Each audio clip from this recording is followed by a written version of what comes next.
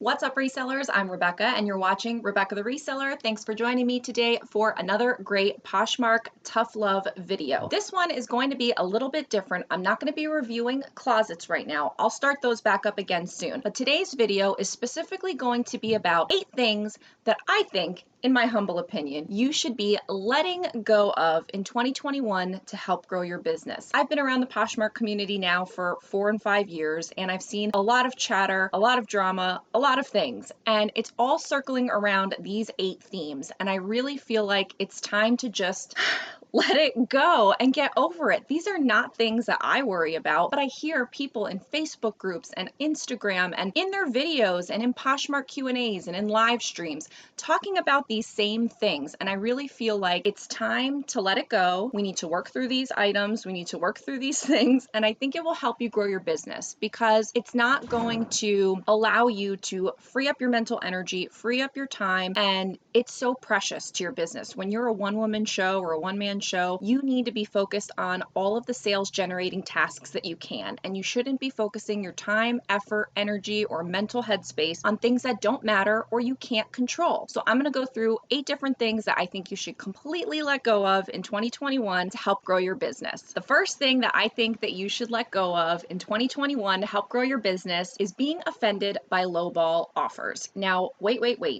Don't get crazy. Don't click off the video just yet. There's lots more that I think are things that we haven't really considered, but this one has been talked about. And I do think that being offended by lowball offers is something that people are starting to come around to.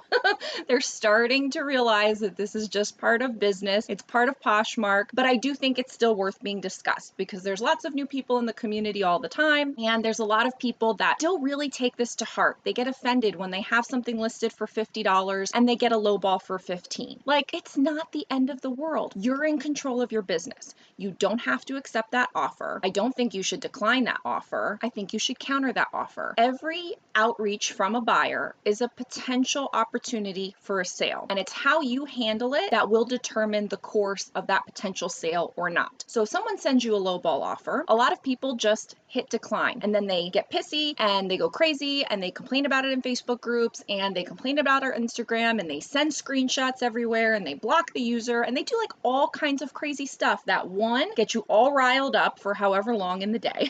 2, takes up a lot of time. If you had just sent them a counter and moved on and continued to list items, or hey, while you're in there, relist something, share something, go in and tidy up your closet, whatever you need to do in your closet. Since you're in there responding to that offer, every time I go in the app for a reason, I then try to do something else while I'm in there. That way it's less time that I have to go back and deal with it later. But I really think, and again, these are all going to just be my opinion, and it's going to be a little bit of tough love. If you do any of these things, I'm not personally attacking you. I don't think you're a terrible person, and I'm sure you could still have a successful business. But I think that you will be more successful if you stop getting crazy about these nitty-gritty things. Just accept them for what they are, handle it in a professional way, and move on about your business so that you can save your time, your effort, and your mental energy. So when a lowball offer comes in, just counter. That's it. Don't go crazy. Don't complain. Don't fume. Don't block. Don't go tell everybody about it. Just send them a counter and move on. If you are new here, thanks so much for joining me today. Hi, I'm Rebecca, and I'm a semi-full-time reseller on Poshmark and ThredUp, and I dabble in a few other things, and I share it all on my channel here. This channel is primarily about reselling, how to increase your Poshmark sales, what sold on Poshmark,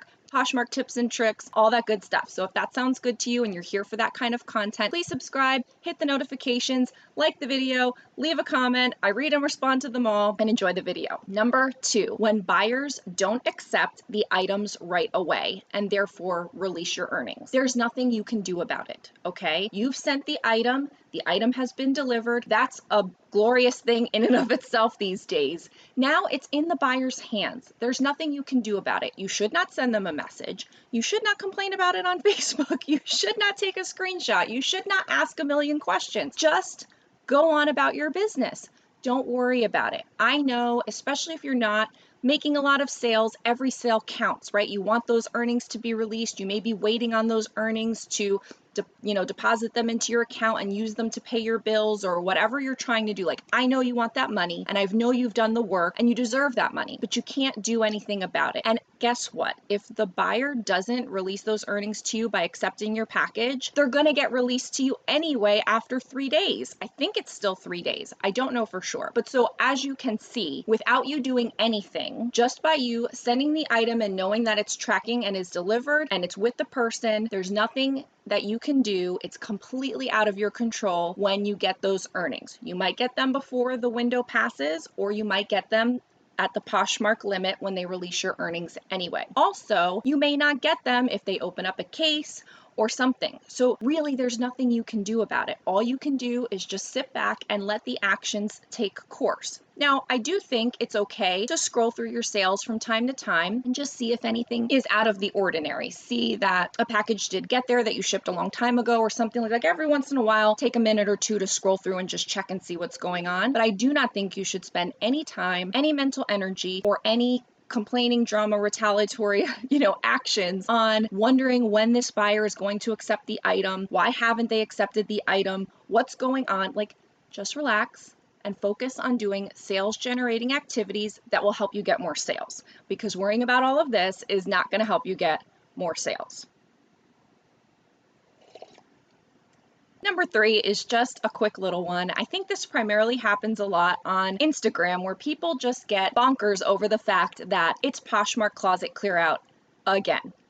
We don't need to talk about it on Instagram. We don't need to talk about it in Facebook groups. We're not in control of the Poshmark closet clear out schedule. They'll schedule it when they want. We know it usually happens every couple of days. You can either choose to use it as a part of your business and use it as a business tool, or not. You can choose to participate in it or not. But the fact that it's being held is out of your control, and it does nothing for you unless you choose to participate in it. So in my mind, getting all up in arms about the fact that it's happening yet again just wastes, again, time, effort, mental energy that you could be using to grow your business. You'll see a theme here. All of these things are reactions that you can choose to have or not from something that's out of your control. There's nothing you can do about it. And so if you choose to react in a time-wasting manner, you're going to stall your business and you're not going to grow. But if you choose to forget about it, let it go, and focus on things you can influence, like sharing your closet, relisting items, listing more things, sourcing more things, improving the listings you have. The list goes on, and I have a playlist all about all the things that I do to help increase my Poshmark sales. So if you're curious about that, definitely check out that playlist. Don't focus your energy on these crazy things. It's really not worth it, and it really just detracts from you and your day and your energy and your mental space.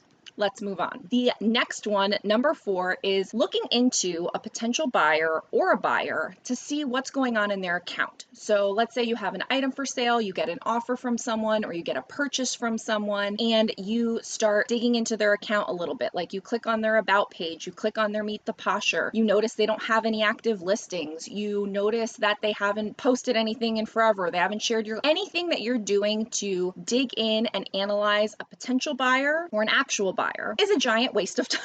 It's a complete waste of time. Who cares? I mean, unless you are a person that enjoys thoroughly the social aspects of Poshmark and you want to get to know this person. You're happy that they shop from your closet. You want to shop from their closet. You want to say thank you and share some of their items. Like, if you want to do any of that cutesy wootsy stuff, go for it. That's fine. But in my opinion, it's a giant waste of time to go ahead and start digging into a potential buyer and analyze why they haven't listed anything, why they haven't been active, how long their ship time is this a scam, all these kinds of things. It doesn't matter. If they made an offer, take a look at the offer, counter, or accept. That's it. If they bought something, ship the item. That's it. That's all you have to do. There's no more attention that needs to be paid to this buyer. And I'm not saying that in a really mean way. I appreciate every single person that purchases from my closet beyond words. I do think about them. Most of the time I do it when I'm shipping, not so much when the orders come in, because Geo's up and I'm dealing with things. So I'm not usually paying too much love and attention to when things are happening. Most of the time when I'm shipping, I look at the name of the person. I look at where it's going. I look at the item itself and, you know, is it for a particular special occasion, and is that person going to wear it somewhere nice? Maybe they're going on an interview and it's a career piece and I hope they get the job. Like, I do try, honestly, even though it doesn't seem like it because I'm being kind of like feisty today, like tough love person, but I do kind of try to send it off with good vibes. I do try to have a moment with the item before I send it out. If it was something I've had for a while, or if it was one of mine or one of Gio's or something, I do try to, you know, put a little love vibes out there. I know people always say like, you cook with love. I don't cook with love. I cook with anxiety and frustration. You may have heard me talk about that previously, but when I send out my Poshmark packages, I actually do send them off with love. So anyway, I just think that people analyze it too much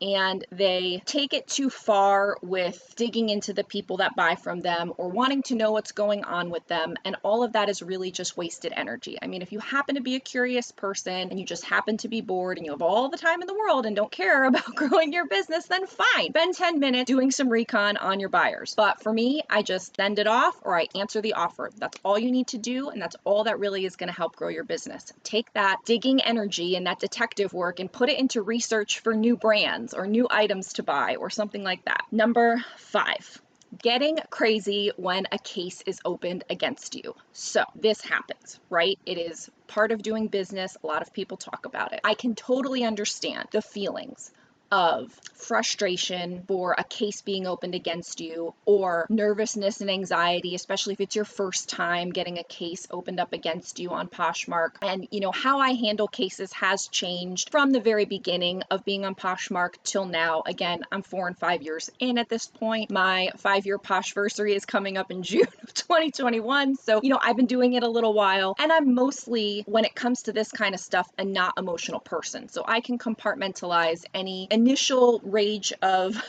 you know, like, why did she open up the case and it was perfect and it probably just doesn't fit her? And I do have a little bit of that come up. So your feelings are valid. I'm not saying don't have those feelings. What I'm saying is what you choose to do about those feelings and how that impacts your professionalism and how you handle business matters as a result of that case being opened. So the case gets open, you look at it, you review it, and you can choose whether or not to make a comment. But whether or not you make a comment, Poshmark is going to decide. Either way, the entire process is completely out of your hands because Poshmark is the decider. Now, if the case is legit, I don't even usually respond. I just kind of let Poshmark handle it. I may, if I have time, send a note that says, I completely apologize. I did not realize that had a flaw. You know, we'll go ahead and let Poshmark handle this for us. You know, sometimes I will send a note acknowledging my fault if I know for sure it's my fault. If it's definitely not my fault and the person is just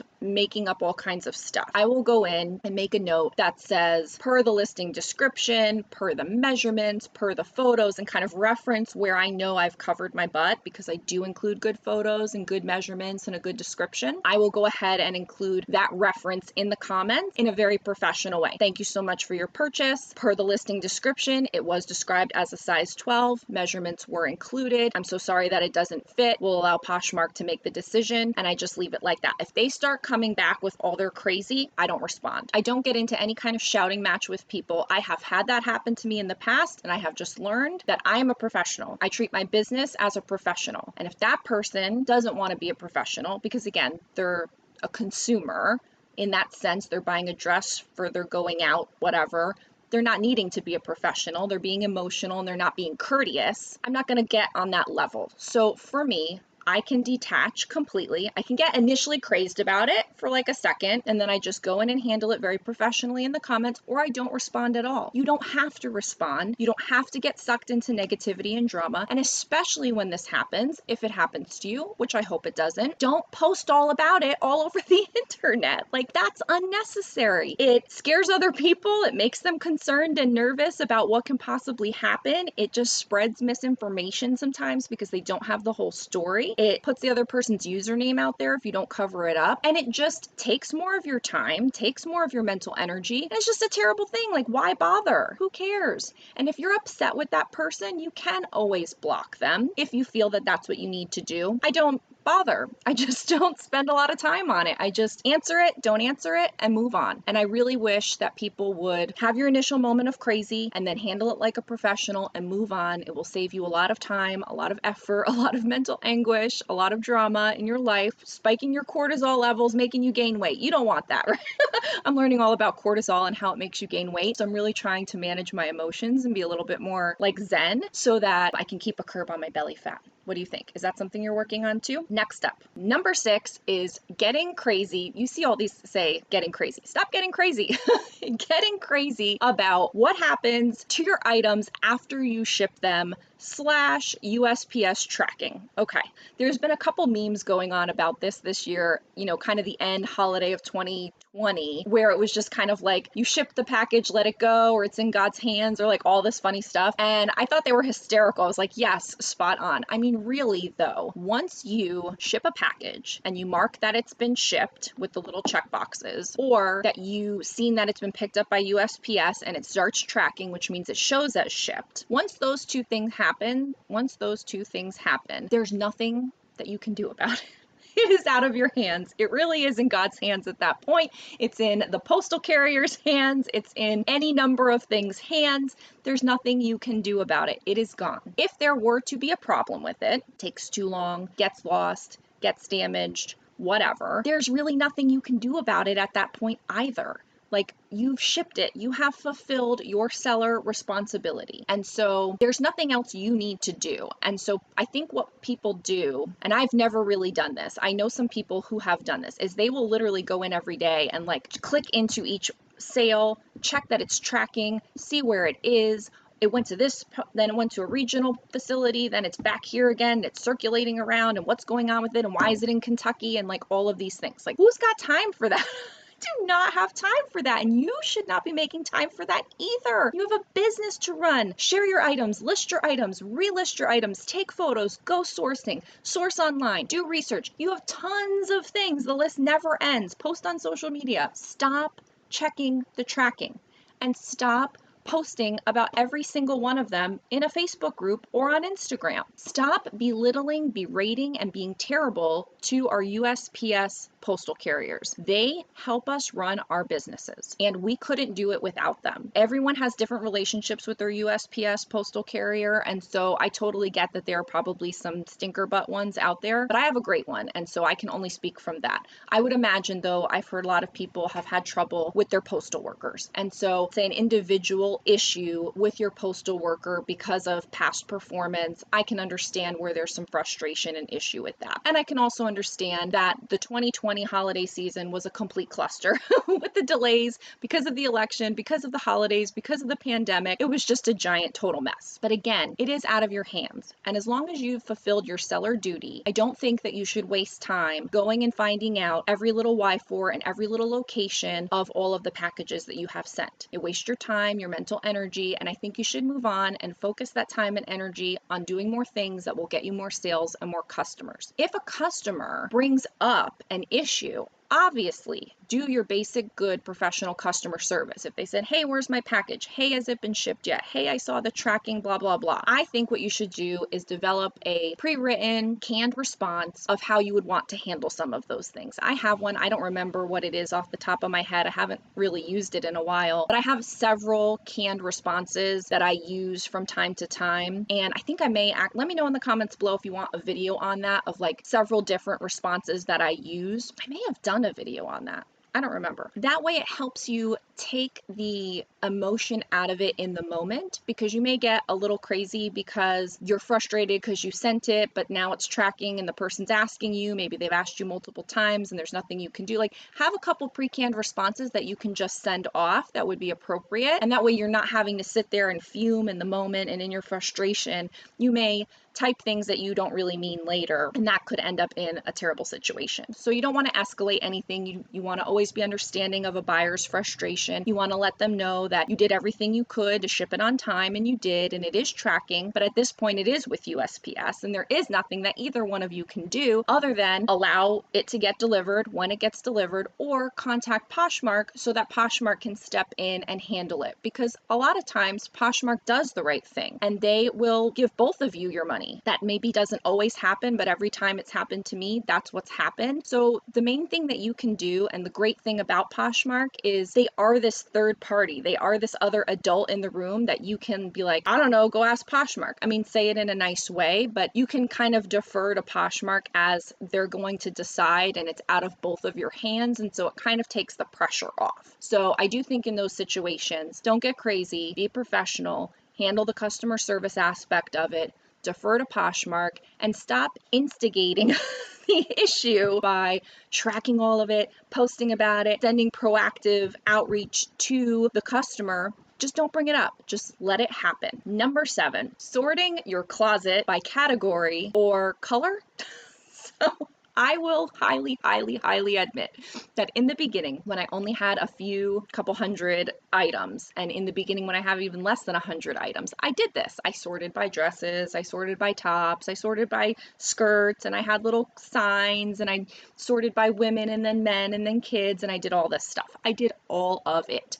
But when you share your closet, you have, like, what if you get interrupted in the middle of it? Or what if you have somebody help you share your closet and you hire a VA and they don't do it right? Then you're upset because it's out of order. This is one of those things where it makes you feel better. That's how you want to present it, but the buyers don't care. And the buyers may not even know that that's what you're doing. And the buyers are looking for an item, and they may only just buy one item and never actually look at your entire closet. And when they do go to your closet, most people do know how to use the filters because they're looking for something that's going to suit them. So if they're looking for a skirt, they're going to sort by skirt. They're not going to see all the other stuff because they're just looking for that one thing. And it might actually make them upset because they got to scroll through, get through all the dresses. Okay, now she's on skirts. I don't want skirts.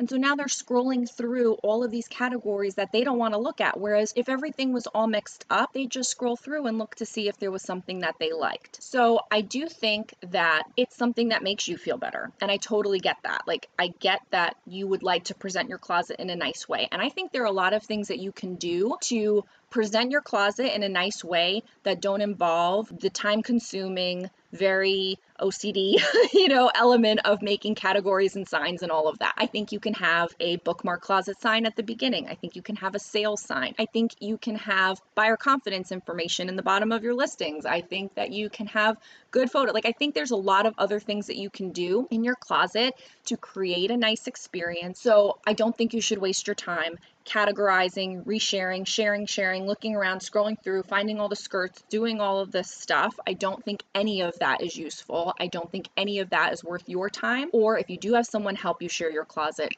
worth your VA's time or your real person, their in-person time. Like, I don't think it's worth anybody's time to sort your closet by category or color. Having the categories set up really doesn't do anything but waste your time. Stop doing it. Okay, the last tip that I have for you, and then I actually have a bonus tip, so stay tuned after this one for the bonus tip. The last tip that I have, number 8, is thinking that every single person that buys from you or that potentially wants to buy from you is a scammer. I have seen so much chatter, so many posts about this, so many Instagram posts, Facebook posts, stories, all kinds of things about people asking, is this a scam? This and this and this happened. Is this a scam? I don't know.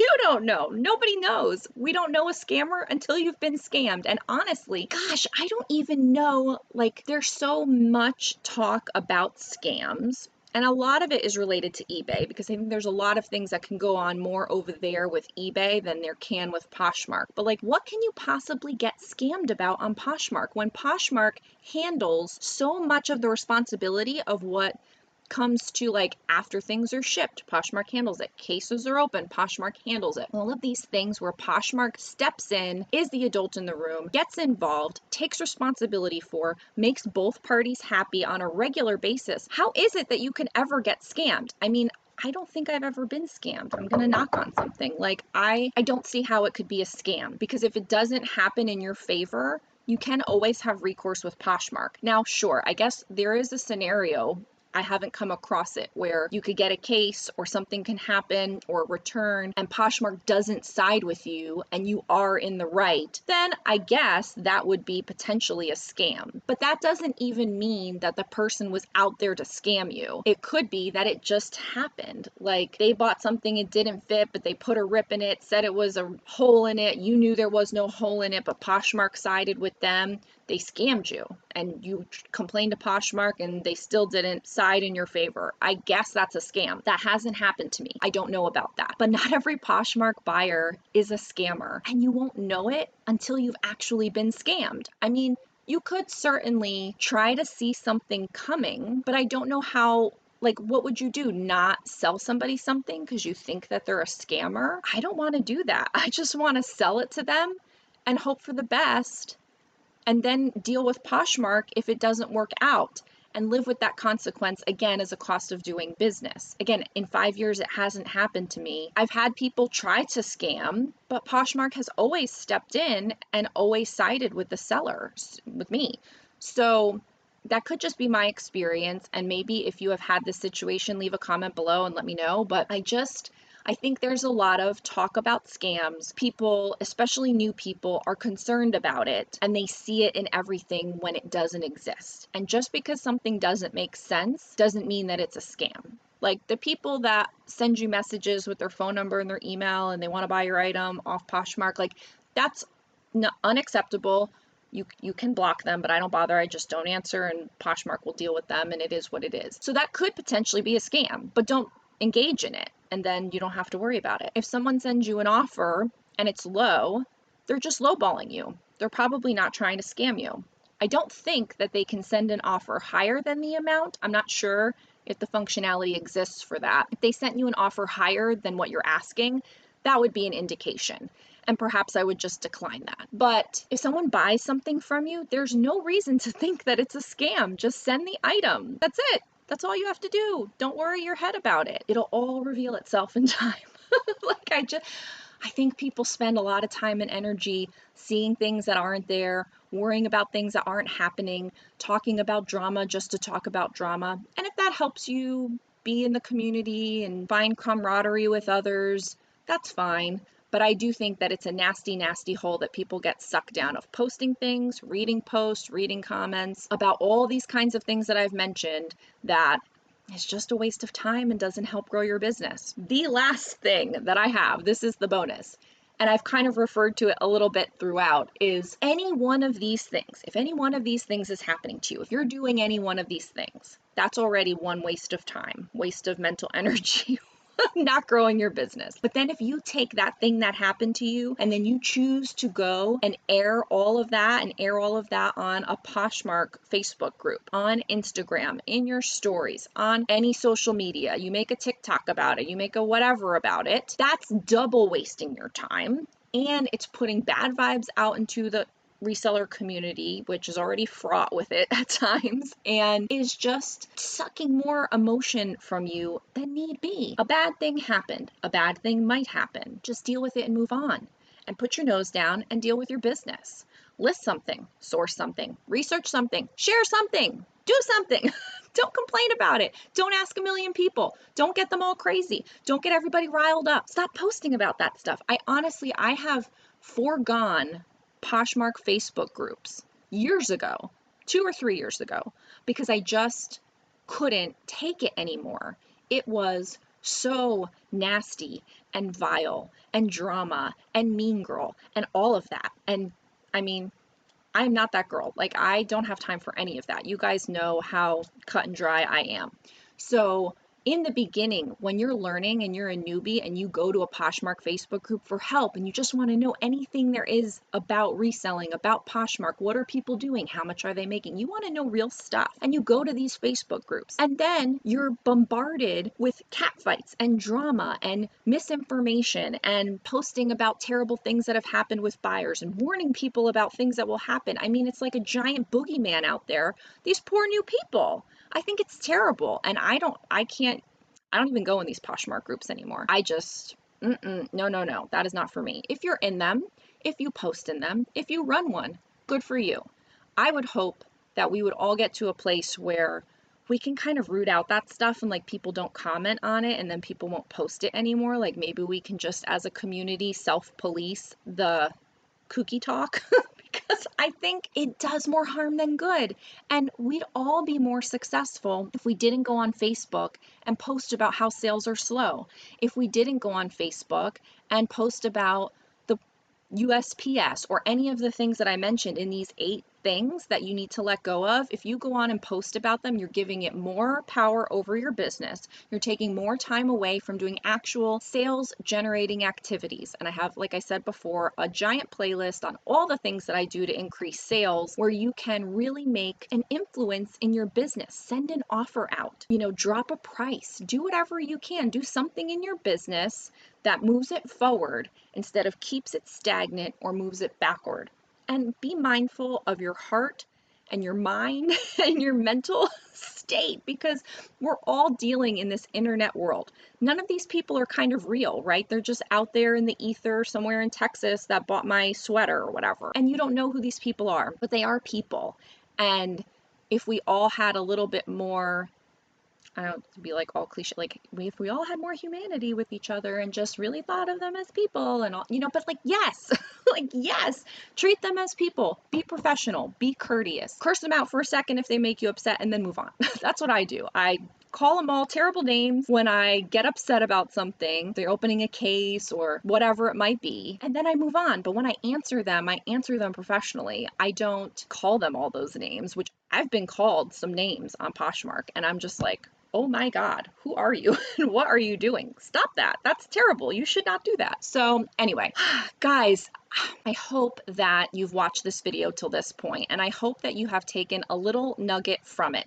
You may not do all these things. You may not do any of these things, but I do think the overarching point here is in 2021, after everything that has gone on last year and is still kind of going on, let's just take a deep breath and let some things go that don't help us move our business forward and keep us stagnant or even move us backwards. Let's let some things go. Just be professional and courteous with one another and be good PFFs to each other. I hate saying that, but whatever. Yeah, I mean, let's just be nicer, handle things professionally, and not let someone else that's just this random person on the internet take such a hold over your mental and emotional space for a little period of time. I hope that that helps. And I wish all of you super success in 2021. If you struggle with any of these things, leave me a comment down below. Let me know your thoughts. I read and respond to all my comments. I want to hear from you. And go ahead and like the video on the way out, or don't like it, unlike it, whatever. That's fine too. And subscribe to the channel, hit that notifications bell, and watch whatever video comes up next. I would really appreciate it. Thanks so much, and I will see you in the next video. Bye.